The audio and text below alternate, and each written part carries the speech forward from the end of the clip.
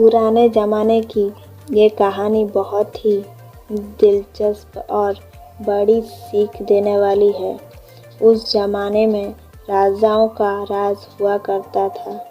भिन्न भिन्न प्रकार के राजा हुआ करते थे और विभिन्न प्रकार की उनकी आदतें हुआ करती थी।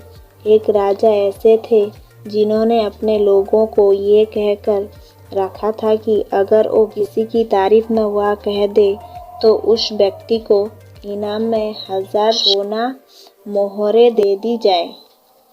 हालांकि ये आसानी से किसी की बातों से या काम से प्रभावित नहीं होता था, इसलिए उसके आदमियों को कभी किसी को सोना मोहरें देने की नौबत आई ही नहीं।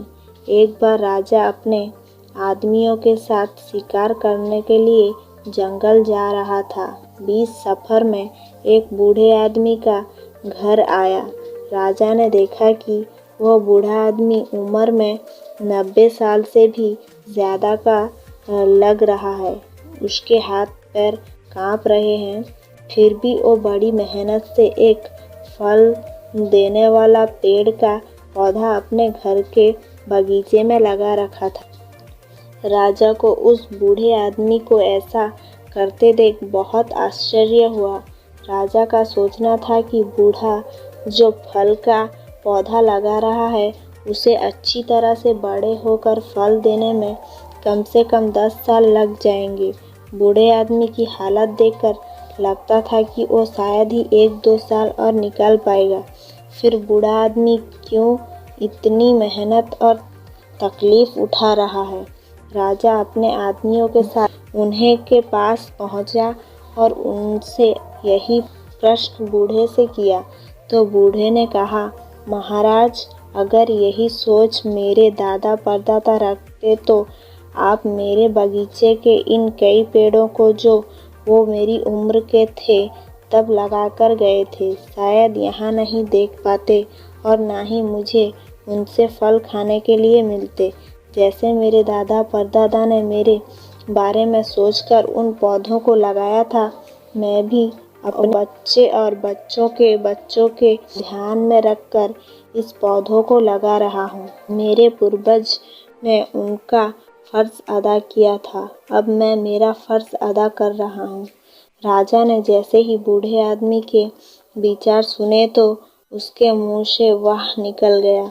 राजा के आदमियों ने राजा के मुंह से वाह शब्द सुनते ही उस बूढ़े आदमी को 1000 सोना मोहर की थैली इनाम के रूप में दे दी। 1000 सोना मोहरें पाकर बूढ़ा आदमी बहुत खुश हो गया और उसने कहा कि देखिए महाराज, आप कहते थे कि ये पौधा मुझे शायद फल नहीं दे पाएगा, लेकिन इस पौधों ने तो मुझे आज ही सोना मोहरा के रूप में फल दे दिया।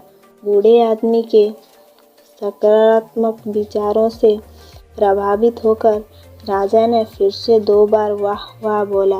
राजा के आदमियों को तो आदेश के अनुसार हर वो शब्द के लिए 1000 सोना मोहरें देने थी, इसलिए उन्होंने बूढ़े आदमी को 2000 सोना मोहरें और दे दी।